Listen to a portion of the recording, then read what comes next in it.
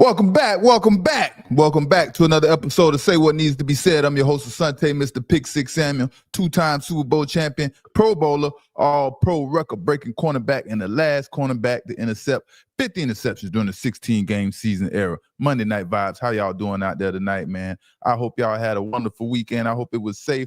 I hope you was blessing people, and I hope you received your blessings as well, man. Life is short. Hey, yo, shout out to the chat, man. You know, Emmanuel, where you been, brother, man? I see my day ones popping up, man.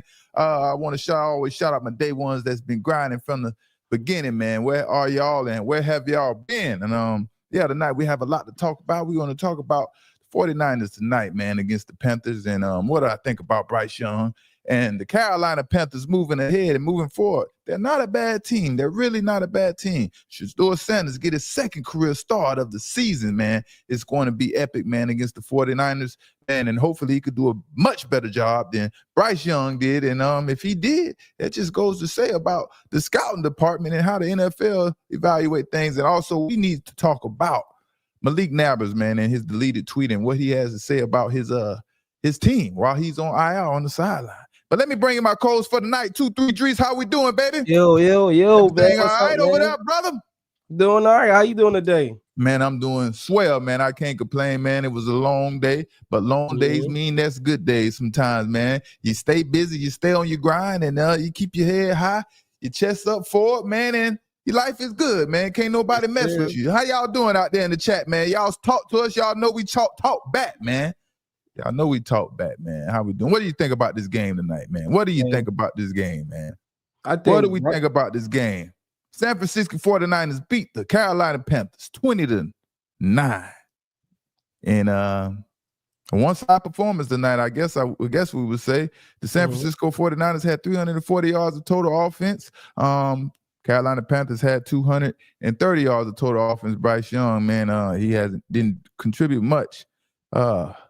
Probably had 100 yards out of that total. Fourth down, 0 for 0 for the Carolina Panthers. 2 for 2 for the San Francisco 49ers. 1 for 7 on third down for the Carolina Panthers. And when you're going 1 for anything in a competitive sport, you're 9 times out of 10 going to lose. So 1 for anything, 1 for 7 like the Carolina Panthers to the San Francisco 49ers, 7 out of 13 first downs, man. And in the red zone, that was a big thing. And Carolina Panthers, they didn't really score too many points in the red zone. But let's get into this thing, man. What do you think about it, man? What do we think, man? First, go ahead, talk to me. I think Bryce Young performance today saved Brock Purdy from getting benched. I say that because Brock Purdy threw 3 interceptions in the first half, and they end up scoring 3 points out of that. If the Panthers would have capitalized putting up touchdowns, they would have been down 21 points, and Brock Purdy still throwing interceptions. I think that would have had them think about putting Mac Jones in the game. That game would have slipped away from him. So I feel like that performance of Bryce Young, and not even just Bryce Young, them not running the ball. They had the ball at the goal line and didn't run the ball once. They did all passing plays, end up turning the ball over, giving it right back to the 49ers. Right. So that kind of like saved the game right there for the 49ers and Brock Purdy position. Right. But you said something about those 3 interceptions Brock Purdy threw early in the game, man. It was very detrimental to the team. But I also applaud Brock Purdy for his courage, man. After throwing those three interceptions, he wasn't scared, to keep firing the football down the field. And that's a testament to his confidence, that Brock Purdy has, playing football. You have to have that mindset of what have I done lately, and you have to be able to forget very quickly. You have to have that, it's just like that girlfriend that you need to get your mind off of. That's the type of mindset you got to have playing any position in football. You have to be able to forget about the past very quickly. And that's what it seems like the mindset that Brock Purdy has, man. His confidence, in this game, he has a lot of confidence, but at the same time, his confidence wasn't matching his reality. He was slinging that ball left and right. And after he threw 1 interception, I knew he didn't think he was going to throw 2. And he kept firing. And then he didn't think he was going to throw 3. And he kept on, slinging the football with that confidence. Sure. But they made him pay for it. And Carolina Panthers, man, the Carolina Panthers defense, I think they're a little underrated. just like as you said, if Bryce Young plays a lot better, a lot of things change in his game. Carolina Panthers defense was holding Brock Purdy and making all those turnovers. Like you said, 3 turnovers in the first half. And then like Carolina Panthers unable to score, on turnovers after downs. Downs, man. That's one of the biggest momentum swings you can get in the NFL or sports period, man. Turnover on downs, man. That's one thing that you key on in the NFL. You have to be able to smash your team when that happens. You want to make them feel like there is no hope left. So Brock Purdy and the 49ers, they couldn't get that done against the Panthers. How as a defensive player, how frustrating is that to you? I mean, you forced 3 interceptions and you're not getting no points. You gotta go right back out there, especially if you got an interception, then you throw an interception right back. Like, damn, I just got you the ball. Like, how is that discouraging for the defense? It's mentally draining. It's very mentally draining, right? It makes you feel like you're putting all your effort and energy into something for nothing, basically, right? Because you feel and understand that your offense isn't really going to contribute much in this game. So you going out there and you fighting, you giving your all, you putting your best foot forward, and then your offense turns around and go 3 and out. That does nothing but continue to take the energy, the mental capacity, like it drains the mental capacity out of the defense, and it just doesn't give the motivation that we want to go out there and, have the energy that we need to go out there and play this NFL game, man. And it gets very frustrating. I played on teams where it was all defense. We had to continue to play defense over and over and over to get the football back because this team loved to pass the football. And passing the football is one of the most inconsistent plays, is the most inconsistent play in the game of football. And that's what I had to be a part of. It is just one of the worst experiences that on the defensive side of football you have to go through when your offense just sucks. And it's just like, man, it's a terrible feeling, man. It's a terrible feeling. Mm-hmm. But I wanted to say, man, it was hard for Bryce Young in this game, and it was hard for him to have vision at times to make clean throws. And it's an issue with these younger quarterbacks in the NFL these days, right? The difference with Purdy, he understands how to maneuver and find ways to get the ball down the field or get the balls to cleanly out of the pocket. Bryce Young quite hasn't figured that out yet, how to operate as a shorter quarterback. And that's causing Bryce Young to struggle right now early in his career. Even taller quarterbacks, 6'1", 6'2", 6'3", sometimes their vision is blurred and interrupted, and they also have to find visions and ways to make the pocket clean so they can get the football down the field. But yeah, man, it's a thing going around with these shorter quarterbacks that I don't like, man. I think it's time to get back to the traditional quarterbacks, the 6'3", 6'4" quarterbacks that are the drop back passes, short quarterbacks, man. Short quarterbacks, they have to have special attributes to have success in the NFL. So if they don't have, and even some quarterbacks that are shorter have special attributes and special traits, but they still can't get it right. It's just so many bumps in the road that a shorter quarterback has to overcome to be successful. And I think the NFL scouts just hasn't been doing a horrible job when it comes to evaluating these shorter quarterbacks and bringing them in the NFL, man. Starting with the Bryce Young, you got the Kyler Murray currently at the Arizona Cardinals, Zach Wilson, it turns around and being a bust right there. Being a bust for the New York Jets. And, it's some more, man. There are a few more, but I think it's time to get back to the traditional 6'4", 6'3", drop back quarterbacks. You know what I mean? But yeah. Panthers didn't help Bryce Young at all either with just 9 rushing attempts. You got 2 good running backs back there, man. I feel like could have made the game a little bit easier for Bryce Young because they can run the ball and they just refuse to do it. Yeah, they have they have a really good team overall everywhere in all the positions. In each position, they definitely can do upgrade at some of those positions. it was just like Bryce Young was making too many mistakes in my eyes, or he, like I said, his vision was getting, interrupted where he wasn't able to make passes. Like him and Tutorial, he was, they couldn't connect. And they was off too many times in this game, and that should be his main target, being that he was the top 5 pick or the top 10 pick for the Carolina Panthers, and yeah, they were they weren't on the same page for about 3 plays. 3 plays, the ball. One of the plays, it got a intentional grounding, and I didn't even realize you could get intentional grounding because you threw the ball to the left. Bryce Young threw the ball to the left when he thought Tutorial was about to break to the left, and he broke to the right. So, intentional grounding is no one is in the area, and it's like, wow, that was something I kind of learned today. It was like, how is that intentional grounding? It was just a miscommunication. But the rules are the rules. Part of that too. I think the ball was tipped, and I think that with the ball was tipped, the refs missed that. Yeah, the refs definitely missed that. That was another part too. Yeah, man, the refs definitely missed that, and we'll hear the NFL talk about it tomorrow. Like they missed the call and blow the call, But it started to look like late in the third quarter, the Panthers were about to make a big turnaround, man, and beginning to get things going in the second half, and I mean late in the third quarter. But then that got halted. Man, by another interception from Bryce Young, man, and it was just like that was the tempo or the temperature of the game, pretty much, for the Carolina Panthers, man. And the first half, man, it was just bad. It was beyond bad in the first half, and Bryce Young started getting the rhythm in the second half and started driving the ball at least, but he couldn't finish the deal. He couldn't, get this team over the hump and get more than one touchdown, man. They only got that one touchdown. It was crazy.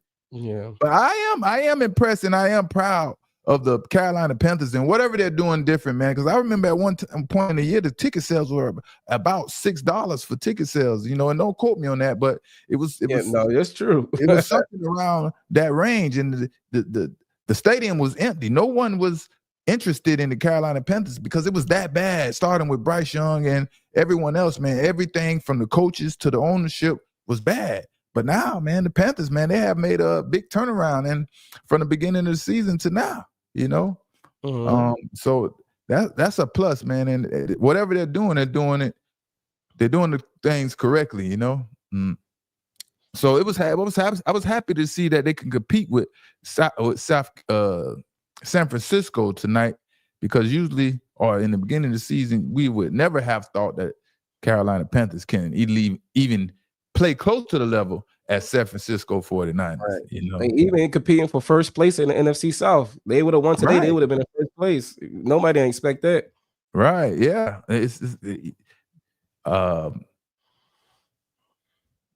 They still have a chance to be number one to win the division, the NFC South, right? They still have a chance to win the division. If they would have won today, they would have been number one. As crazy as it sounds, the Carolina Panthers would have been number one in the NFC South over the Atlanta Falcons, the Tampa Bay Buccaneers, and the Saints. Now, don't get it twisted. They still could end up number one. The Carolina Panthers play the Tampa Bay Buccaneers two straight times, not 2 straight times, but 2 times within 3 weeks of the last 3 weeks of the season. And that is going to probably determine who is going to be the number one, the champion in NFC South. And if Carolina Panthers end up making it to the playoffs, man, that is going to be a huge shocker and a huge surprise to a lot of people, man. It's going to be a huge surprise. I don't think nobody called this one right here. Nobody called this one, man. Nobody called this one. But I mean, man, in reality, man, Bryce Young, man, he looks like a nice guy and a cool dude and all those good things, man. But and I know he had a career game against Atlanta Falcons last week, throwing for over 400 yards and whatnot. But I don't know if Bryce Young is the guy, man. I don't know if he is the guy for the Carolina Panthers to turn things around and make this team better. the team is good without Bryce Young. I don't know if he is going to if he's the guy to make them better. You know. So we'll see how that goes for the Carolina Panthers, but that will be interesting when they play the Tampa Bay Buccaneers, man, for that number 1 spot, man. 2 times in 3 weeks, man. That's very hard to do. Beat a team 2 times in 3 weeks, no matter who team it is, you know. So exactly. yeah. But Panthers failed this game, man, not being able to score from turnovers, you know, off downs, turnover on downs, man. And that ultimately what killed the Panthers tonight, man. They wasn't able to capitalize on those turnovers, and they let Brock Purdy and the rest of the crew eventually, Christian McCaffrey, you know, they let the rest of the crew eventually creep back up and get those touchdowns, and Bryce Young and the Panthers couldn't keep up, man. So game is over. Game is over, man. Speaking of Christian McCaffrey, he had 9 touches on the first drive. They was making sure he could the ball. Yeah, because that's their bread and butter, man. And Brock Purdy feels very confident and comfortable throwing the football to Christian McCaffrey, man. And 24 carries for 89 yards, 1 touchdown for Christian McCaffrey. I forget how many yards he had receiving. George Kittle was 53. The high man at receiver. How many yards he had at receiving? Yeah, 53. 53. There it is, right there. 53 yards receiving. So he had over 100 yards total for the day. George Kittle, who was mainly Brock Purdy's favorite target, 78 yards total, 6 receptions. And then Brock Purdy, man, not one of his best games, or a game that he would love to forget about. And the 3 interceptions is what sticks out the most for Brock Purdy. And then we got the Carolina Panthers, Bryce Young, 169 yards total. Most of those yards came in the second half. Terrio McMillan, only 35 yards on 2 carries. Like you said, him and, like I said earlier in the show, Bryce Young and Tech McMillan, they couldn't get on the same page for a lot of those passes, and it ended up his production ended up paying for it. But one of the key stats that I forgot to mention in this game that was also costly is, you know, that Bryce Young, can anyone guess how many yards passing Bryce Young had in the first half? Please, anyone tell me. I think it was like 28 or something like that. You guessed it right on the head. 28 yards passing in the first half for Bryce Young. How bad is that? Me, you, or anyone in the chat can get that done. I promise you. Me, you, anyone in the chat, you pick them out. We can get that done somehow, some way. Get the offensive coordinator. He'll figure out some plays to fit our strengths and make us be able to pass for 28 yards. I could promise you that, man. I could promise you that. But yeah, man, moving right along, man. And let me grab my phone out because we have to talk about Shedeurs Sanders, man. Clap it up for sure. Shedeurs getting the job done, man. And that's all we want to hear, man. Shedeurs getting his fair just due, man. And yeah, Kevin Stefanski named Shedeurs Sanders a starter for week 13.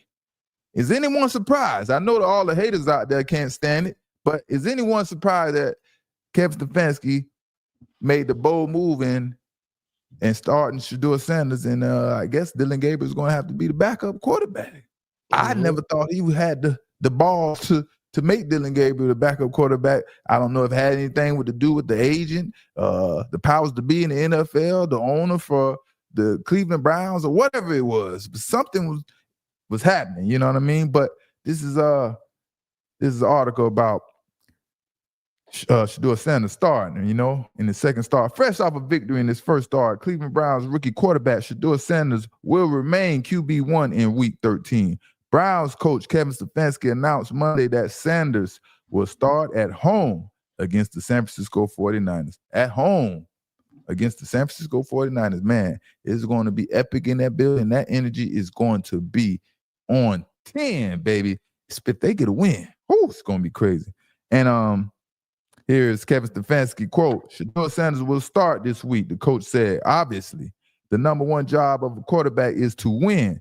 So excited to get the first win under his belt. Next thing is improvement.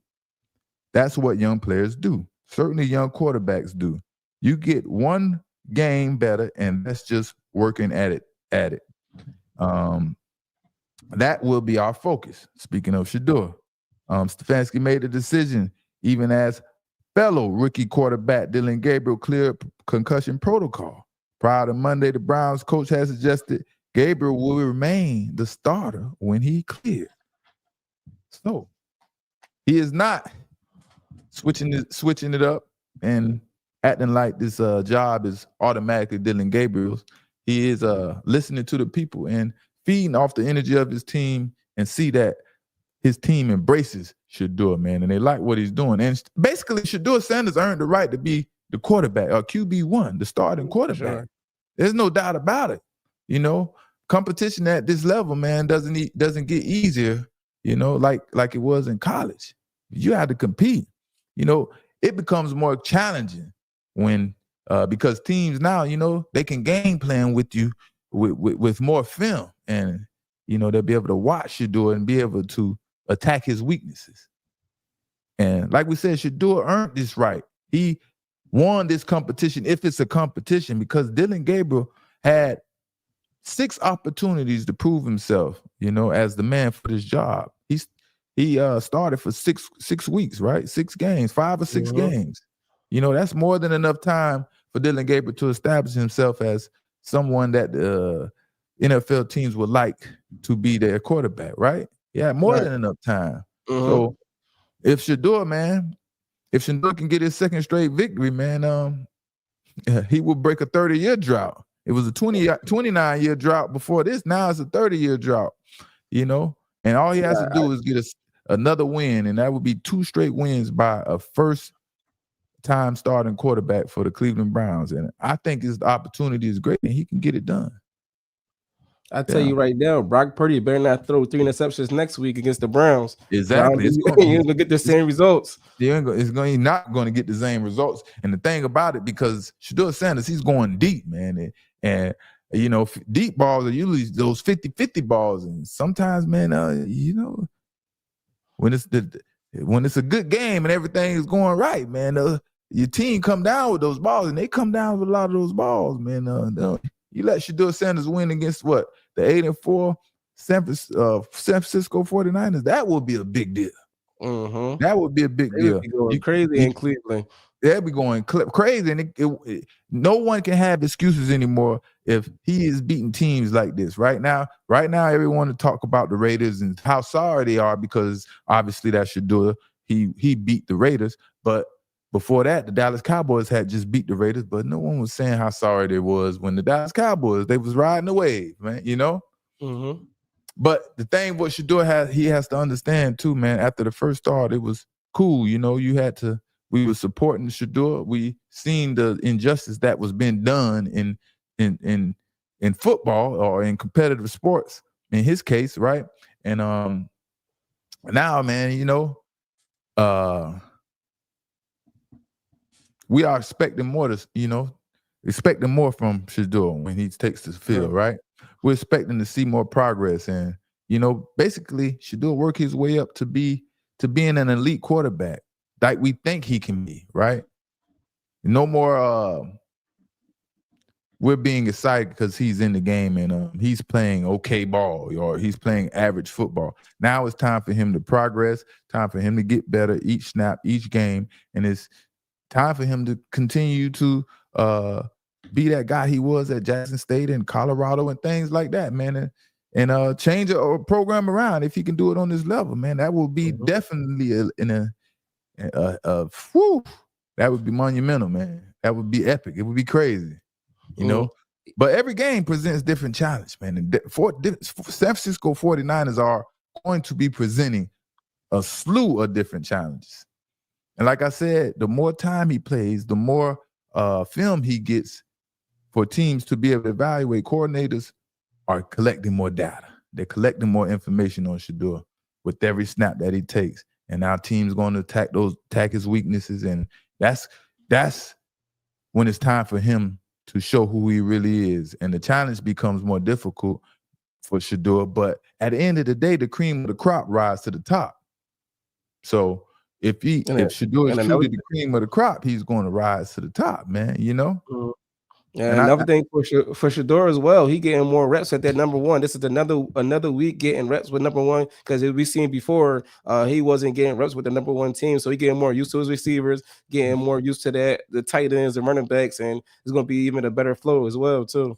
yeah, man, it's definitely each week he's going to get better and better and better. Each week something is going to change. Something he's didn't understand or didn't notice before, he will get familiar with. That's just with anyone with more time, spending more time around your peers or your teammates or your colleagues, whatever you want to call it.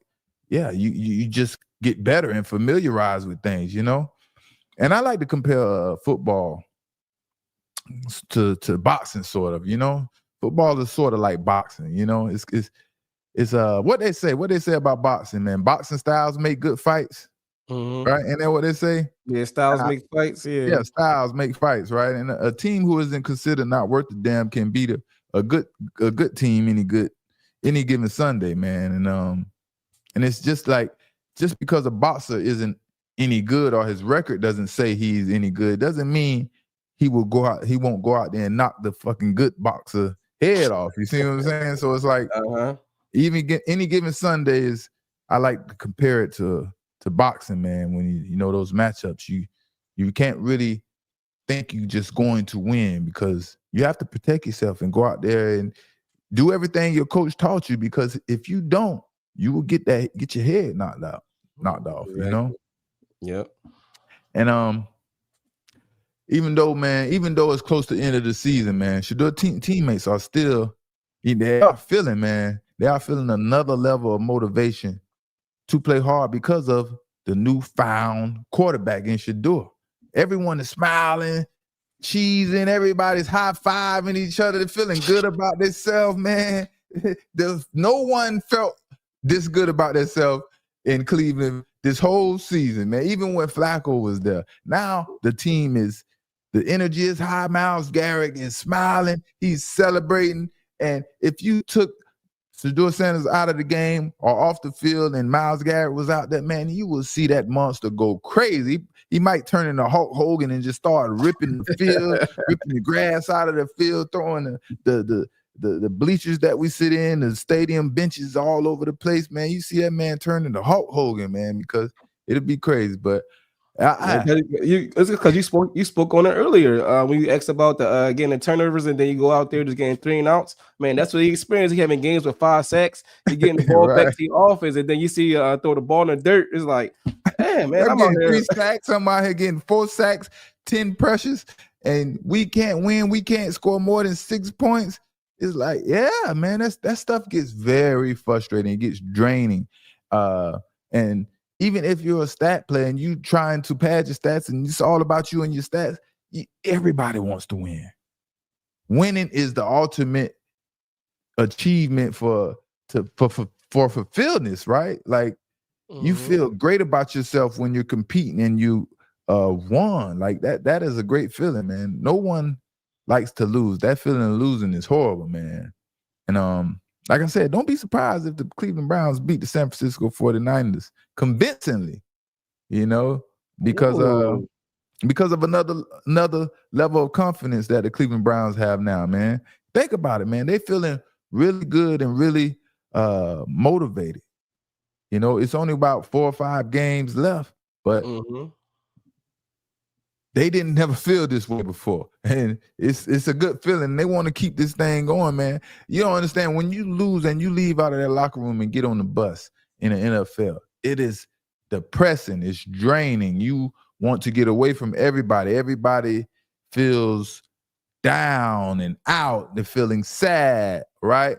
And that's just the temperature of losing. That is what builds the character of us men when we lose together and we, still stay bonded and things like that.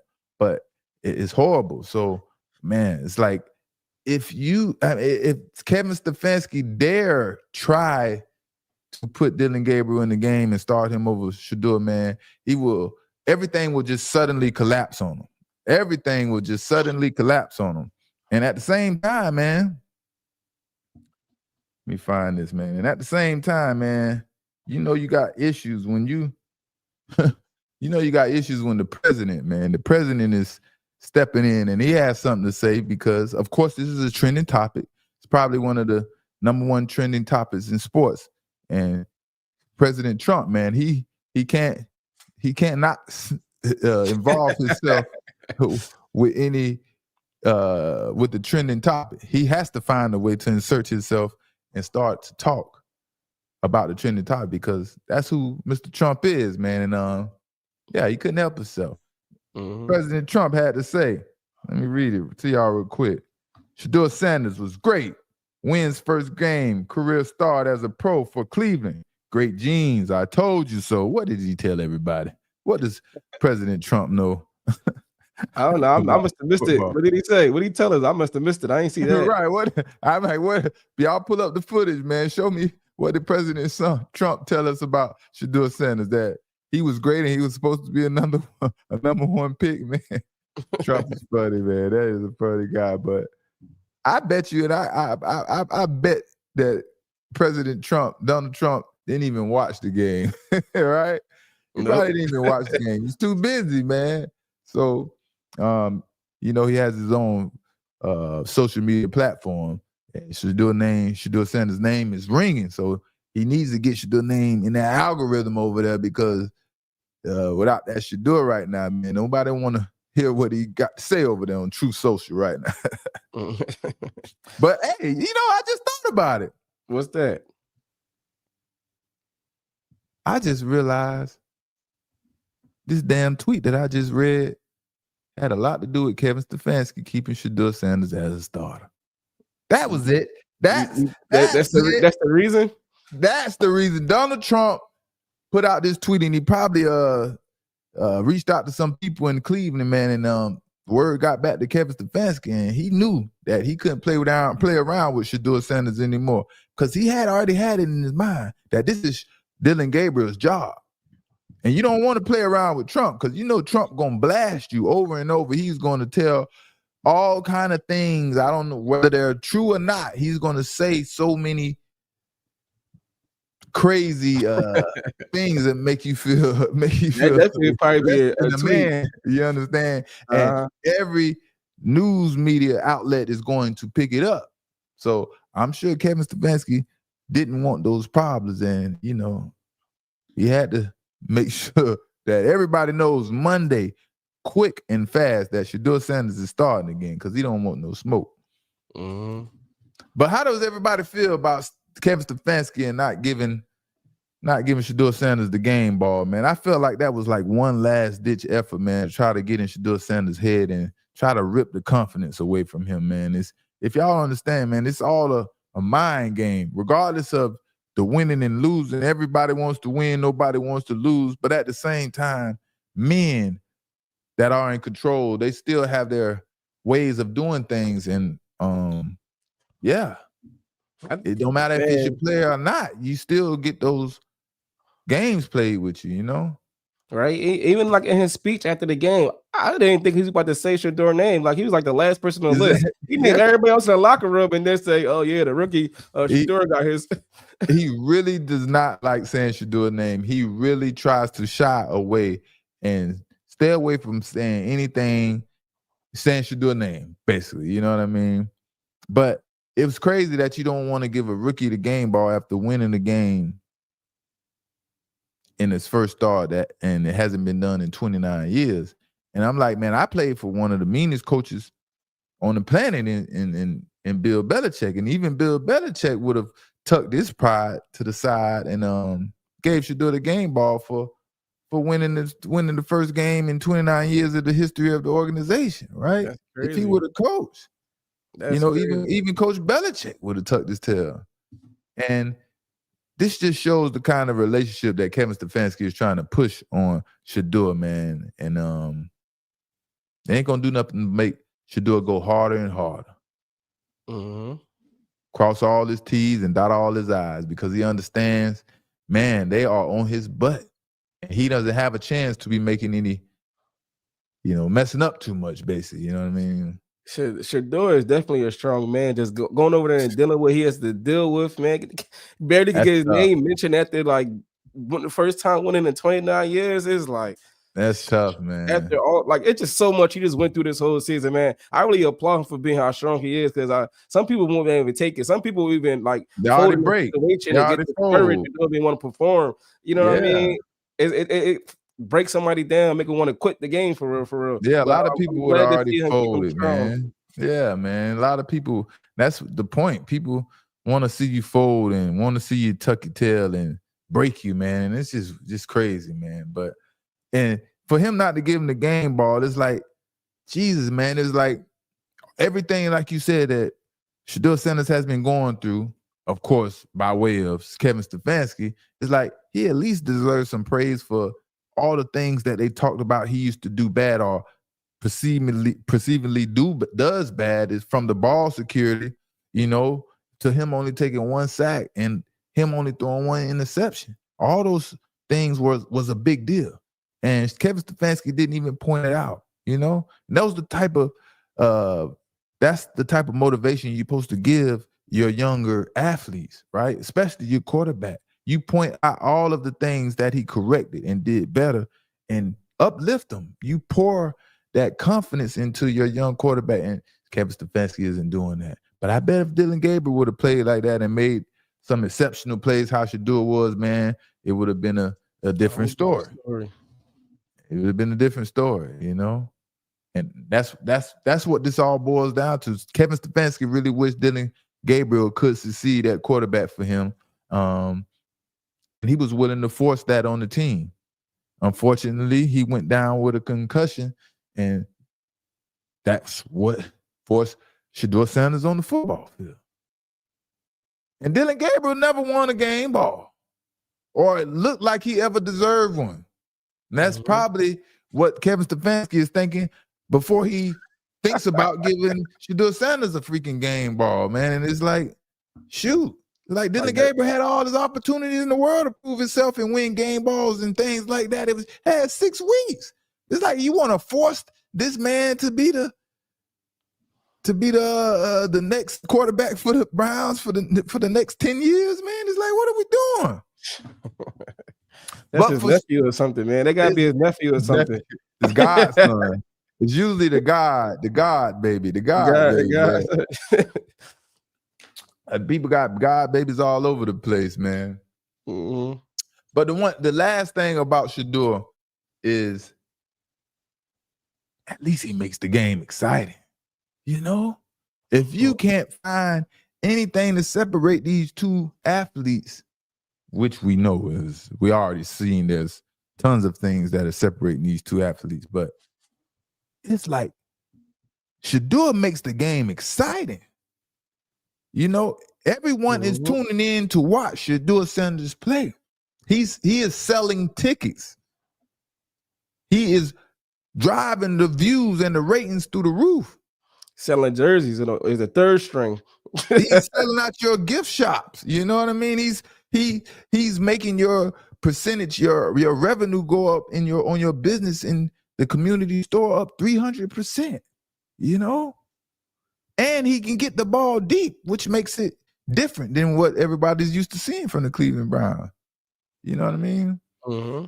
I think at the end of the day, Kevin Stefanski was very scared of this scenario happening, man, where Shedeurs Sanders shows the world that he is way more talented than Dillon Gabriel. And, it was too late. It was too much. Kevin Stefanski couldn't protect it no more because unfortunate situations and circumstances. So it is what it is, man. Dillon Gabriel has to serve as the backup.